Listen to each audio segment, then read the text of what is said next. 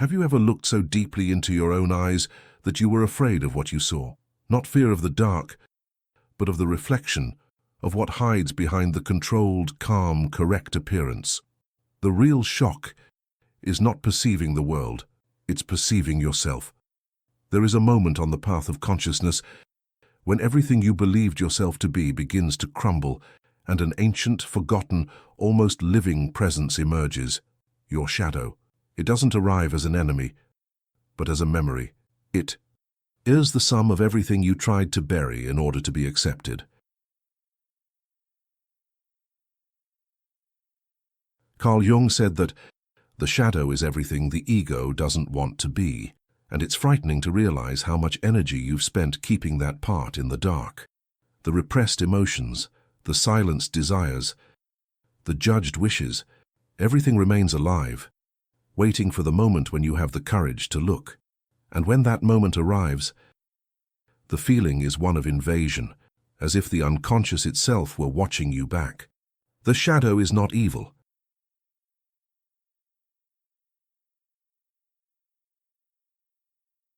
It is the unseen.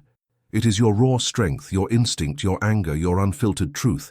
It is the side of you that feels intensely, but that you have learned to hide because the world does not accept what is intense. The shock of encountering it is the beginning of liberation, but also of the fall, because seeing too much requires shedding the illusion of control. And it is in this stripping away that the ego panics. To see the shadow is an act of spiritual courage. It is to recognize that light alone is incomplete,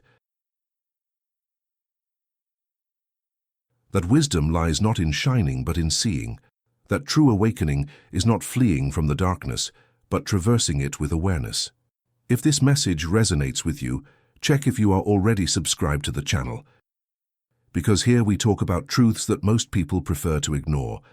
Comment, "I saw my shadow," if you've ever felt that silent discomfort of seeing yourself in your entirety, and leave a like so that this reflection reaches more people who need to look at themselves with courage.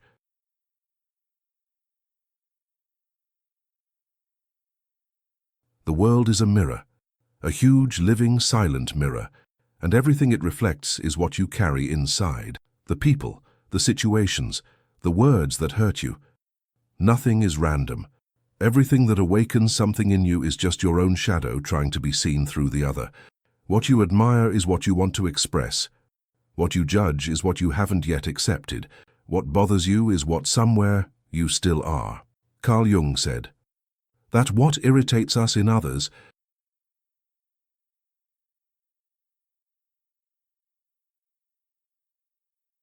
can lead us to a better understanding of ourselves. And perhaps there is no phrase that better defines the inner mirror. Every encounter, every conflict, every emotion is a reflection of what still needs to be understood. The universe doesn't punish you, it shows you. The other is not your enemy, but your reflection. But this realization is uncomfortable because it destroys the old belief that the problem is always outside. The ego loves to blame. It thrives on the idea of being right, of being the victim, of being wronged. Looking at the world as a mirror forces you to stop pointing and start observing, and that changes everything, because suddenly, anger loses its function, judgment loses its meaning, and conflict transforms into learning. The mirror is cruel only to those who still run from the truth. But for those who dare to look honestly, it becomes a portal to self-awareness. Because every shadow you recognize outside of yourself, when embraced within,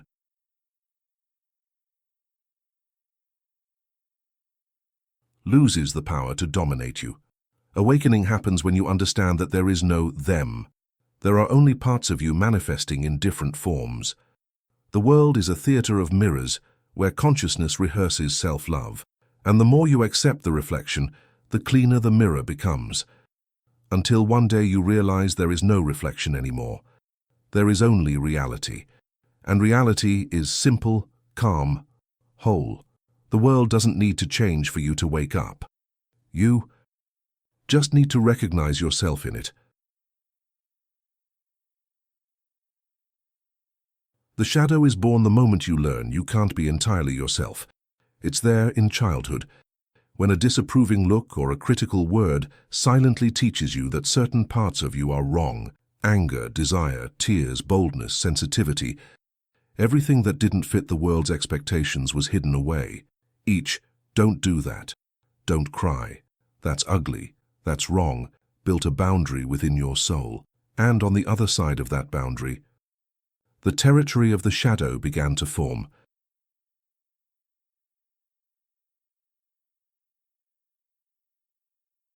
Carl Jung said that the shadow is the repository of everything that the ego rejects, and the ego, still in formation, learns early on that it is only loved if it is approved. So it creates a mask, the persona. This persona is the social character you wear to be accepted. It is functional, necessary, but limited, because the more you identify with the mask, the more you forget the face that exists beneath it. Everything that has been repressed doesn't disappear.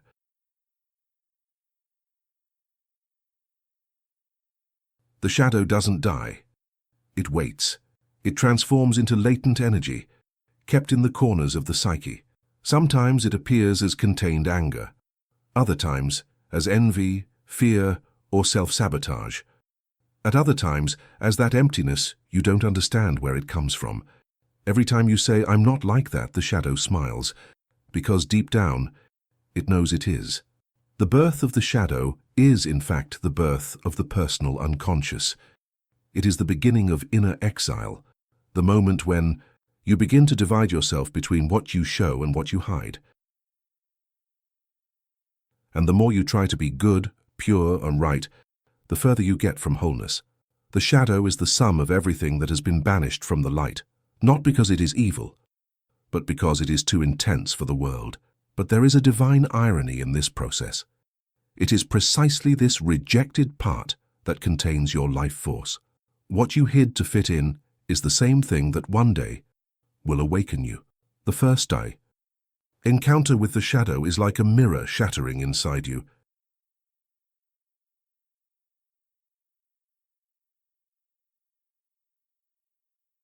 Suddenly, everything that was organized begins to crumble. That image you built of yourself, controlled, mature, spiritual, good, shatters before a truth that was always there, just waiting to be seen. It's the moment you realize that the self you thought you knew was just an edited version of your own consciousness. And this realization is a shock, because it rips you from the illusion of purity and places you before what is. Raw, imperfect, human.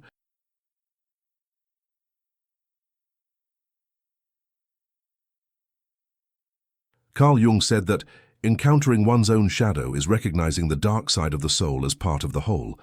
And that's exactly it. The encounter isn't rational, it's visceral. You feel the shadow looking back at you, as if for the first time something inside you was saying, "Now that you've seen me, you can't forget me anymore." This inner gaze doesn't hurt because it shows the evil, but because it reveals the truth. And the truth, when it's real, always destroys something that wasn't there before. The shock comes with resistance. The mind tries to justify itself, deny it, rationalize it. The ego seeks explanations, tries to salvage the old image of itself. But it's too late. Once you see it, there's no going back. It's as if consciousness has crossed an invisible boundary. You become a witness to yourself. This moment is both painful and liberating. Painful because illusions crumble. Liberating because for the first time, what is true emerges. The shadow doesn't come to punish you, but to complete you. It's the encounter with what was missing, the forgotten half of your being. And then something changes. Anger turns into strength. Fear turns into humility. Shame turns into compassion, because what you acknowledge loses the power to hurt you. If you've ever felt this way, if at any point you've perceived your own truth emerging from the darkness, comment, "I saw my shadow. I want to know who had the courage to look at themselves without running away.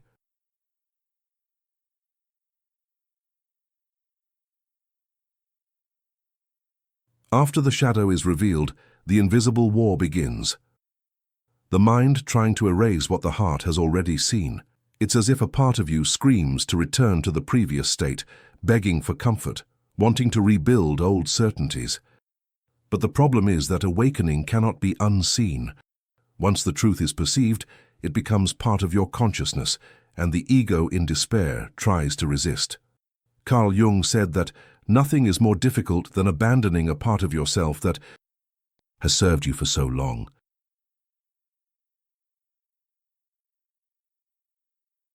The ego is made of psychic habits, of masks that kept you standing when you didn't yet know who you were.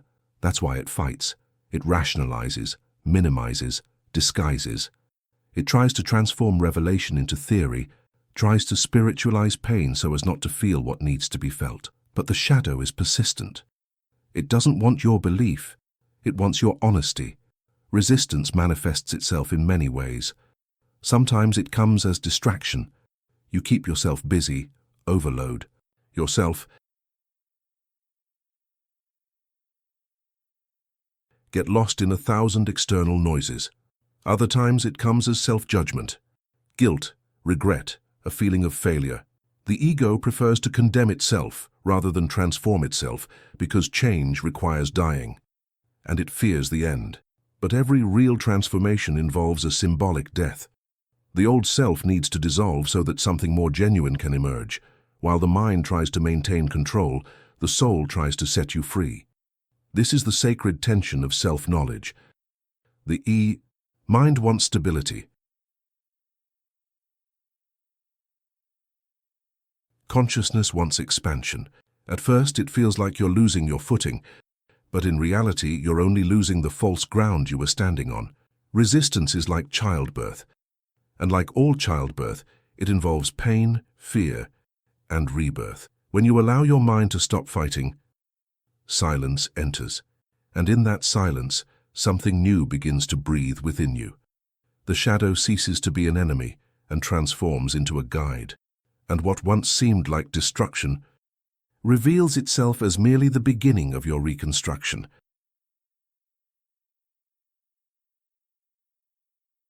The shadow doesn't just live within the individual, it extends silently throughout all of humanity.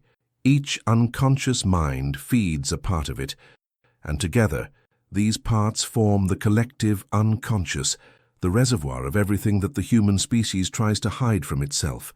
The collective shadow is the sum of all denials, all unhealed pains, all instincts repressed and forgotten by civilization. It is in the wars, the fanaticisms, the abuses and the injustices that are repeated generation after generation. Carl Jung said that the greatest threat to humanity is the sum of unrecognized individual shadows, and one only needs to observe the world to realize how true this is. Society projects its shadow in the same way that the individual does. It divides right and wrong, pure and impure, us and them. Every time a culture decides to see itself only as good, the denied side begins to leak out at the margins, in violence, corruption, inequality, alienation. We live surrounded by a collective shadow. It manifests itself in the need for enemies, the pleasure of polarization, the idolatry of images, and the constant anesthesia of entertainment. All of this is escape. The world runs from itself because it is afraid to see itself. The collective shadow is the global mirror of the human unconscious, and the more humanity tries to erase its contradictions, the more it repeats them. But there's one detail that changes everything.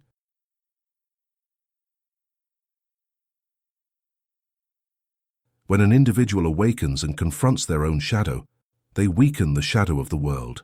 Every sincere look, every acceptance, every individual awareness is a small light lit in the collective unconscious.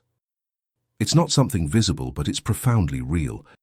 Perhaps the true spiritual revolution lies not in words nor in beliefs, but in that silent act of inner responsibility, that of no longer projecting one's own shadow onto others. Because when you reconcile with what is dark within yourself, the whole world becomes a little brighter. Integrating the shadow is not about destroying it, it's about embracing it. It's the moment when the light stops fighting against the darkness and begins to understand it. Most believe that spiritual evolution is about overcoming the dark side, but Jung showed that it's the opposite. Real growth happens when you recognize that darkness is part of the light. Nothing is excluded, everything is transformed. The shadow is not the enemy of the soul.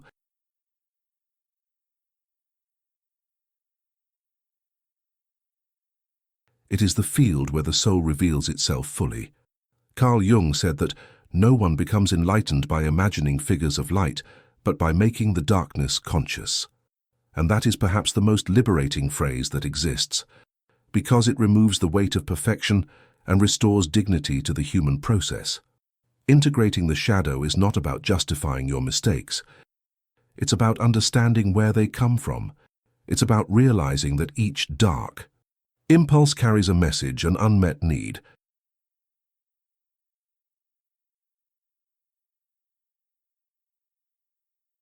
A wound that still needs healing. When you stop rejecting, something profoundly changes. Hatred begins to dissolve into understanding. Fear transforms into wisdom. Guilt loses its power because you understand that everything that was repressed was simply trying to exist. Integrating is allowing the shadow to speak, and by listening to it, it calms down. Integration is the stage of inner maturity. It is the moment when the ego bows and the heart takes command.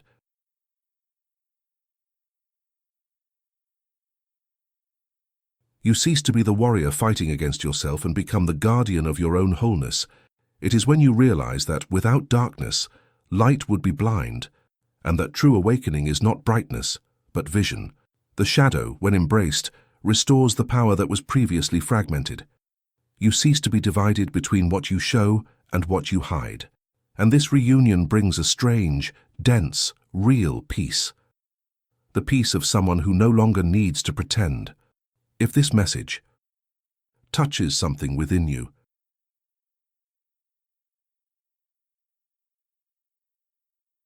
comment, "I embrace my shadow," and let the simple act of recognizing this be the beginning of your liberation. Healing, contrary to what many imagine, is not a state of perfection, it's a paradoxical process. Because to heal, you first need to allow it to hurt. The mind wants to escape the pain, but the heart knows that it is there, in the wound, that consciousness resides. True healing doesn't happen when you eliminate suffering, but when you embrace it until it reveals what it came to teach you.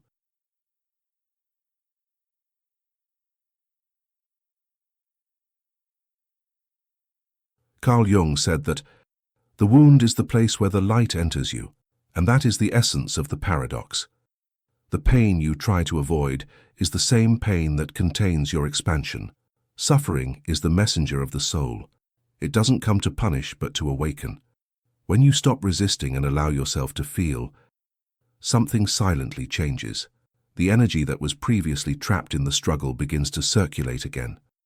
What was trauma becomes learning. What was emptiness becomes space.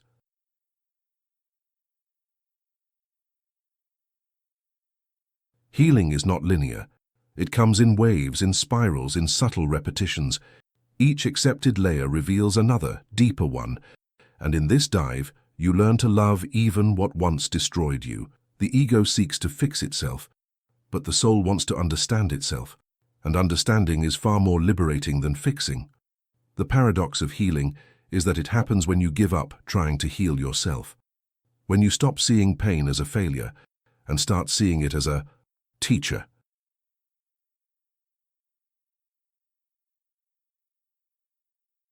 At that moment, resistance ceases, control dissolves, and life can finally flow fully through you. Healing is accepting one's own humanity. It's understanding that there is no evolution without vulnerability. that suffering is not the opposite of light, but its path to it, that each tear is a confession of the soul saying, "I am still here," and then you realize you were never broken. You were just becoming whole. The wound was never the end. It was the gateway. After you look inward and cross your own abyss, something silent changes forever. Your gaze slows, your heart becomes more sensitive, and your soul, curiously, lighter. It's not that the world has become less harsh, but it's as if you've learned to bear it with more tenderness.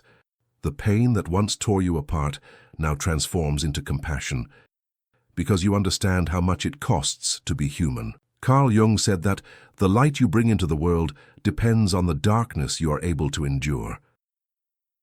And that is what traversing the shadow teaches.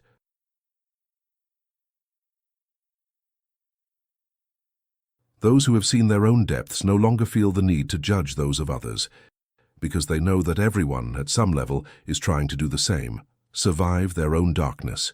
What once generated anger now awakens understanding. What once provoked judgment now inspires empathy. True compassion is born from the recognition of shared pain.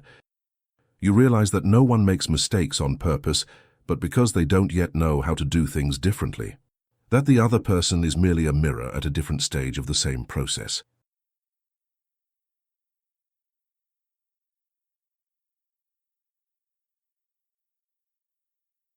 That all evil, in essence, is simply unconsciousness, a soul lost within its own fear.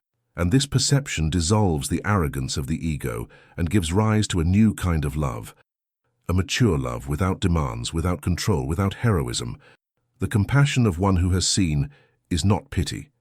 It is presence. It is looking at the other and seeing beyond the masks. It is hearing what has not been said, feeling what the other cannot express.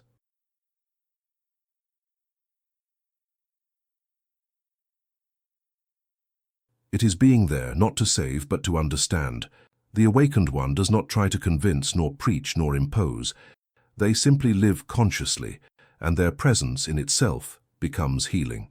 Over time, this sensitivity deepens. You begin to see beauty where you once saw ruin. You learn to bow before suffering, not in submission, but in reverence, because you understand that each human being carries an invisible story, a world within themselves. Compassion is the stage where knowledge transforms into wisdom,